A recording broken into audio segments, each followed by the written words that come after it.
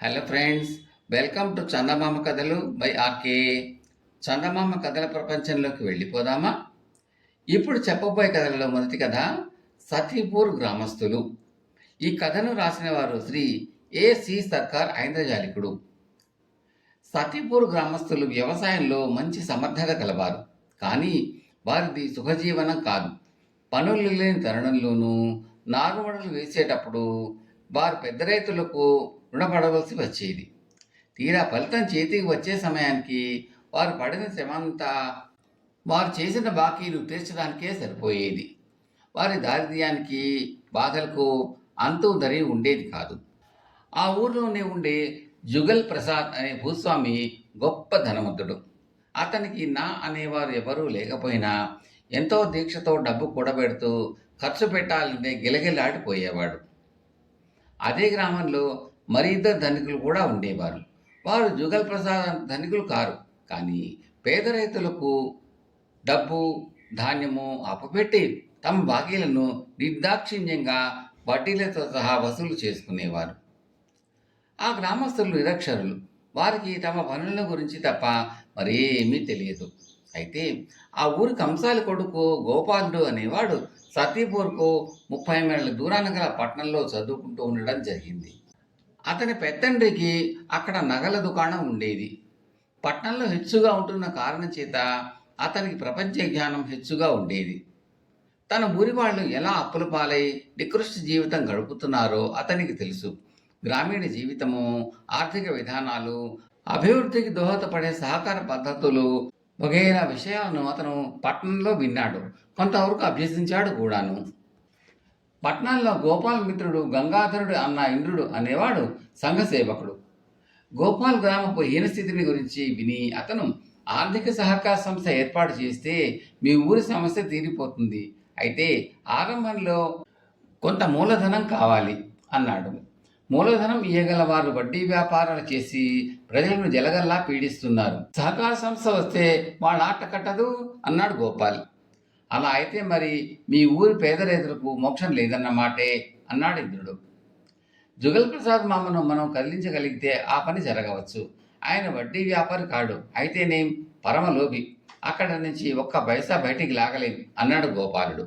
అంతదాకా అక్కడే ఉండి వింటూ ఉన్న గంగాధరుడు, మీ జుగల్ ప్రసాద్ మూఢనమ్మకాలు కలవాడేనా అని అడిగాడు. అలాంటి మారుమూల పల్లెటూరులో మూఢ విశ్వాసాలకు ఏం తక్కువ అన్నాడు ఇంద్రుడు.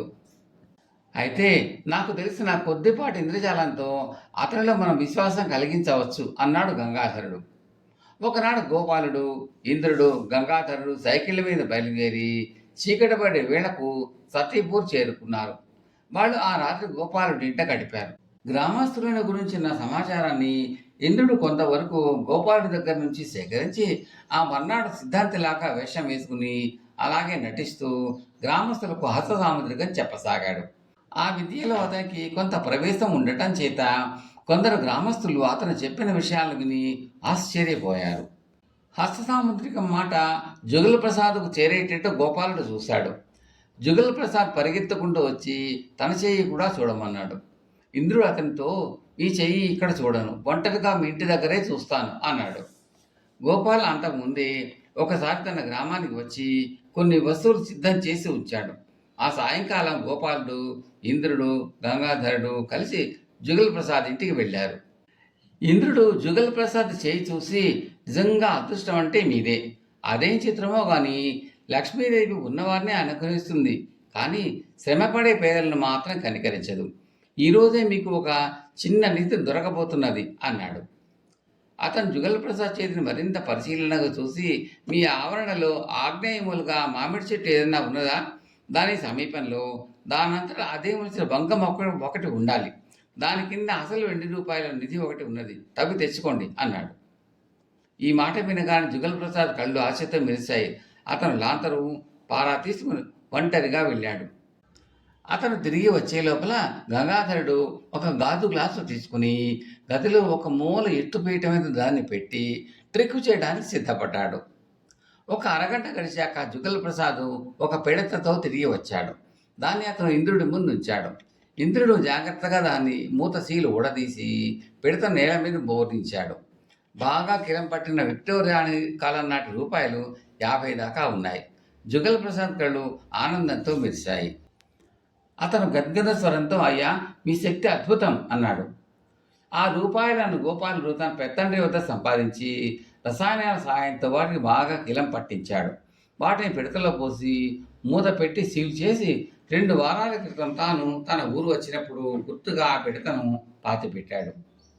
ఇంద్రుడు జుగల్ ప్రసాద్ కుడి చేయి తీసుకుని మళ్ళీ పరీక్ష చేస్తూ, ఇంకొక సంగతి కూడా మీకు చెప్పాలి. మీరు ఇనపెట్టెలో దాచిన ధనమంతా మీకు తెలియకుండా పారిపోయే ప్రయత్నంలో ఉంది. ఆ రూపాయల నిర్బంధంలో ఉండటానికి ఒప్పుకోవటం లేదు. మీరు వెంటనే జాగ్రత్త పడకపోతే అవి మీ ఇనపెట్టె నుంచి తప్పించుకుని అయిపు లేకుండా పోతాయి అన్నాడు. జుగల్ ప్రసాద్ ఈ మాటను నమ్మలేనట్టుగా ఇంద్రుడి కేసు చూశాడు. మీరు నా మాటను నమ్మినట్టుగా లేదు. ఒక పని చేయండి. మీరు మీ ఇనపెట్టె నుంచి ₹1 తెచ్చి ఆ మనిషికి ఇవ్వండి అంటూ గంగాధరుడిని చూపాడు. జుగల్ ప్రసాద్ లేచి వెళ్ళి ఇనపెట్టె నుంచి ₹1 తెచ్చి గంగాధరుడికి ఇచ్చాడు. గంగాధరుడు దాన్ని ఎత్తుపీఠం మీద ఉన్న గ్లాసులో వేశాడు. మీరు మీ ఇనపెట్టెలో నుంచి తెచ్చిన రూపాయి వైఖరి కాస్త చూడండి అన్నాడు ఇంద్రుడు. మరుక్షణమే ఆ రూపాయి కదిలి గ్లాసు నుంచి బయటకు పోయే ప్రయత్నాలు చేసింది. అది కొంత ఎత్తు లేచి మళ్ళీ పడింది, మళ్ళీ కొంత ఎత్తు లేచి మళ్ళీ పడింది. ఆ తర్వాత ఆ రకంగా అది గ్లాసులో అటు ఇటు గెంతసాగింది. జుగల్ ప్రసాద్ నోరు తెరిచి కళ్ళు పెద్దవి చేసి దాన్ని చూడసాగాడు. కొద్దిసేపటికి అతను తన ఆలోచనలు కూడా తీసుకుని, నా డబ్బు పారిపోకుండా ఉండాలంటే ఏం చేయాలి, దానికి మీ సలహా ఏమిటి అని అడిగాడు. పేద రైతులకు తరుణంలో సహాయపడండి అన్నాడు ఇంద్రుడు. నేను అందరిలాగా వడ్డీలకు డబ్బు అప్పియను, ఏం సహాయం చేయను అన్నాడు జుగల్ ప్రసాద్. ఒక పని చేయవచ్చు. ఈ గోపాల్ మీ ఊరి వాడే కదా, చదువుకున్నవాడు, పైగా నమ్మకస్తుడును. రైతులకు ఏ రకంగా ఉపకారం చేయవచ్చునో అతన్ని అడగండి. మీ డబ్బు నలుగురికి ఉపయోగించేలాగా చలామణి అయినప్పుడు అది మీకు అందుబాటులో లేకుండా పోదు అన్నాడు ఇంద్రుడు. గోపాలుడి సలహా మీద సీతాపూర్లో ఒక సహకార నిధికి కావలసిన డబ్బు జుగల్ ప్రసాద్ ఇచ్చాడు. తక్కువ వడ్డీ మీద రైతులు అవసరమైనప్పుడు ఆ నిధి నుంచి డబ్బు తీసుకున్నారు. ఊరు లాభం పొందింది. వడ్డీ వ్యాపారులు దెబ్బతిన్నారు.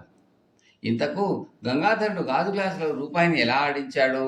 అతని వద్ద చాలా సన్నని బలమైన నల్ల దారం ఉన్నది. దాని కొసకు మైనం అంటించి గంగాధరుడు తన వద్ద ఉంచుకుని ఆ రూపాయికి ఆ పైన మైనం అంటించి గ్లాసులో వేశాడు. దారం రెండో కొస గోపాలుడి చేతిలో ఉన్నది. చీకట్లో దగ్గర నుంచి చూసినా కూడా ఆ దారం కనిపించదు. ఆ రూపాయిని ఆడించింది గోపాలుడే. కథ సమాప్తం. తర్వాతి కథ నిజమైన స్నేహం. ఈ కథను రాసిన వారు శ్రీ బివి నరసింహారావు గారు, విశాఖపట్నం. అచ్యుతాపురం గ్రామంలోని నారాయణ, రాంబాబు మంచి స్నేహితులు. నారాయణ తండ్రి భూషయ్య గొప్ప ఆస్తిపరుడు, కానీ పరమ పిసినారి. తండ్రి అంతటి పిసినారి అయినా కానీ ఆయన కొడుకైన నారాయణ మాత్రం సాటి మనుషులకు సాయపడే మనస్తత్వం కలవాడు. ముఖ్యంగా బాల్యంలో కొన్నాళ్ళు కలిసి చదువుకున్న రాంబాబు అంటే అతనికి ప్రాణం. తల్లి తండ్రి లేని రాంబాబుకు ఇల్లు తప్ప మరేదీ లేదు. రెక్కాడితే కానీ డొక్కాడని పరిస్థితి. పట్నంలో పై చదువు చదువుకుంటూ ఉన్న నారాయణ వేసవి సెలవుల్లో ఇంటికి వచ్చాడు. ఆ రోజు సాయంకాలం రాంబాబును చూడడానికి ఇంటికి వెళ్ళాడు. రాంబాబు దుప్పటి కప్పుకుని పడుకుని మూలుగుతున్నాడు. 4 రోజులుగా తీవ్రమైన జ్వరం. గ్రామంలో వైద్యుడి దగ్గరికి వెళితే ఏదో మందు ఇచ్చాడు, కానీ జ్వరం తగ్గలేదు. వైద్యం కోసం పక్కనే ఉన్న కృష్ణపట్నానికి వెళ్ళడానికి డబ్బులు లేవు. సంగతి తెలుసుకున్న నారాయణ ఇంటికి తిరిగి వచ్చి తండ్రికి విషయం చెప్పి రాంబాబు వైద్యం కోసం డబ్బులు అడిగాడు. ఆ మాట వినగానే భూషయ్య మండిపడి, ఏమిటి, నీ స్నేహితుడి వైద్యానికి డబ్బులు కావాలా? ఇలా అందరికీ సాయం చేస్తూ పోతే మరి 4 రోజుల్లో నేను వాళ్ళలా వీధిని పడవలసిందే అంటూ కొడుకును గట్టిగా మందలించాడు. స్నేహితుడికి ఎలాగైనా సరే వైద్యం చేయించాలి అన్న దృఢ నిశ్చయంతో నారాయణ వడ్డీ వ్యాపారి అయిన రంగనాథం వద్దకు వెళ్ళి ₹500 అప్పు తీసుకుని మిత్రుడిని బాడు బండిలో కృష్ణపట్నానికి తీసుకువెళ్ళి వైద్యుడికి చూపించి వైద్యం చేయించాడు. వారం రోజుల్లో జ్వరం తగ్గి రాంబాబు ఆరోగ్యం కుదుట పడింది. 10వ రోజు ఉదయం వడ్డీ వ్యాపారి నారాయణను వెతుక్కుంటూ వాళ్ళ ఇంటికి వచ్చాడు. ఆ సమయానికి నారాయణ ఇంట్లో లేడు. నారాయణ ఉన్నాడా అని అతని తండ్రి భూషయ్యను అడిగాడు వడ్డీ వ్యాపారి. ఇంట్లో లేడు, అయినా వాడితో నీకేం పని అని అడిగాడు భూషయ్య. వారంలో తిరిగి ఇస్తానని చెప్పి మిత్రుడి వైద్యం కోసం 500 రూపాయలు అప్పు చేశాడు. 10 రోజులైంది, ఇంకా ఇవ్వలేదు అన్నాడు వడ్డీ వ్యాపారి. అలాగా అంటూ ఆగ్రహంతో ఇంట్లోకి వెళ్ళిన భూషయ్య తన పరువు కాపాడుకోవడానికి 500 రూపాయలు తెచ్చి వడ్డీ వ్యాపారికి ఇచ్చాడు. అతను వెళ్ళిపోయాడు. కొంతసేపటికి నారాయణ ఇంటికి వచ్చాడు. వచ్చి రాగానే, ఏమిటి నీ నిర్వాహకం? వడ్డీ వ్యాపారి వద్ద అప్పు చేసి నా పరువు తీస్తావా అని భూషయ్య కొడుకుని నిలదీశాడు. నా మిత్రుడు ప్రాణాల మీదకి వస్తే మరో మార్గం లేక అప్పు చేయవలసి వచ్చింది. ఇందులో పరువు ప్రసక్తి ఏముంది నాన్న? డబ్బు డబ్బు అంటూ నువ్వు సరైన సమయంలో వైద్యం చేయించకపోవడం వల్లే కదా అమ్మ చచ్చిపోయింది. అయినా నీకు తెలిసి రావటం లేదు.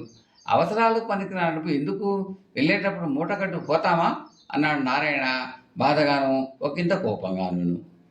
అంతలో ఒకటికి వచ్చిన రాంబాబు, క్షమించండి భూషయ్య గారు, నా కారణంగా మీ మధ్య గొడవలు వద్దు. ఇదిగో వడ్డీ వ్యాపారి మీకు ఇచ్చిన 500 రూపాయలు. వడ్డీ వ్యాపారి దారిలో ఎదురుపడి సంగతి చెప్పాడు. మా ఇంటి పత్రాలు ఆయన వద్ద తాకట్టు పెట్టి ఈ 500 తెచ్చాను. మరో ఏడాది కష్టపడితే పత్రాలు విడిపించుకోగలను అన్నాడు. ఆ తర్వాత అతను నారాయణ కేసి తిరిగి సమయానికి వచ్చి ఆదుకుని నిజమైన స్నేహితుడని నిరూపించావు. నీ రుణం తీర్చలేంది. నీ మేలు ఈ జన్మకు మర్చిపోను అన్నాడు రాంబాబు అతడి చేతులు పట్టుకుంటూ. ఇద్దరు మిత్రుల స్నేహబంధాన్ని చూసిన భూషయ్యలో కూడా చాలా మార్పు వచ్చింది. ఆ రోజు నుంచి అతను పిసినాతనం వదులుకొని అవసరాల్లో ఉన్నందుకు సహాయపడడం అలవాటు చేసుకున్నాడు. కథ సమాప్తం. తరువాతి కథ ముసలిదాని సహాయం. ఈ కథను రాసిన వారు శ్రీ చాకంటి విశ్వనాథరావు గారు. ఒక అడవి ప్రదేశంలో ఒక ముసలిది గుడిసె వేసుకుని ఒంటరిగా నివసిస్తూ ఉండేది. ఆ దారిని ప్రయాణించే వాళ్ళు ఆ ప్రాంతం చేరేసరికి చీకటి పడితే ఆ రాత్రి ముసలిదాన ఇంట తలదాచుకుని తెల్లవారి ముందు సాగిపోయేవాళ్ళు. ఎందుకంటే అడవిలో దొంగల భయం ఎక్కువగా ఉండేది. దొంగలు కూడా తాము దొంగిలించిన ధనం తాత్కాలికంగా ముసలిదాన దగ్గర దాచబెట్టి అందులో కొంత ఆమెకు ఇస్తూ ఉండేవారు. ఒకరోజు సాయంకాలం ఒక దొంగ ముసలిదాని ఇంటికి వచ్చి ఆమెకు ఒక ముత్యాల హారం తీసి చూపి, ఇది నీ దగ్గర దాచి ఉంచి నేను అడిగినప్పుడు ఇది ఒక జమీందారుది. ఆయన కొడుకు ఈ రాత్రి ఇటుగా గుర్రం మీద వచ్చి రాత్రికి నీ ఇంట బస చేస్తాడు. అతడు తన గుర్రాన్ని నీ ఇంటి ముందు ఉన్న చెట్టు కట్టివేస్తాడు. నేను ఒక రాత్రి వేళ వచ్చి ఈ హారాన్ని నీ వద్ద నుంచి తీసుకుని ఇందులో సగం నీకు ఇచ్చి మిగిలిన ముత్యాలతో సహా ఆ గుర్రం మీద వెళ్ళిపోతాను. జమీందారు కొడుకు తెల్లవారు లేచి తన గుర్రాన్ని ఎవరో దొంగిలించి ఎత్తుకుపోయారనుకుంటాడు. నీ మీద ఎవరికి ఎటువంటి అనుమానము రాదు అన్నాడు. ఈ ఏర్పాటు ముసలిది ఒప్పుకుని దొంగ చూస్తూ ఉండగానే ఉట్టి మీద ఉన్న 3 కుండల్లో పైదాన్లో ఆ హారాన్ని పెట్టింది. దొంగ వెళ్ళిపోయాడు. దొంగ చెప్పినట్టే చీకటి పడే వేళకు జమీందారు కొడుకు గుర్రం మీద వచ్చి ఆ రాత్రికి ముసలిదాని ఇంట బస చేస్తానన్నాడు. ముసలిది సరే అన్నది. జమీందారు కొడుకు తన గుర్రాన్ని తీసుకుపోయి ముసలిదాని ఇంటి ముందున్న చెట్టు కట్టేశాడు.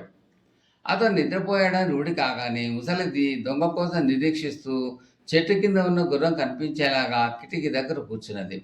దొంగ రానియలేదు. తెల్లవారు వస్తున్నది. ఇక దొంగ రాడు అనుకుని ఆ ముసలిది ముత్యాలహారం తనకే ఉంచేసుకోవాలన్న దుర్బుద్ధితో ఉట్టి మీద పైన ఉండకుండాలో చేపెట్టింది.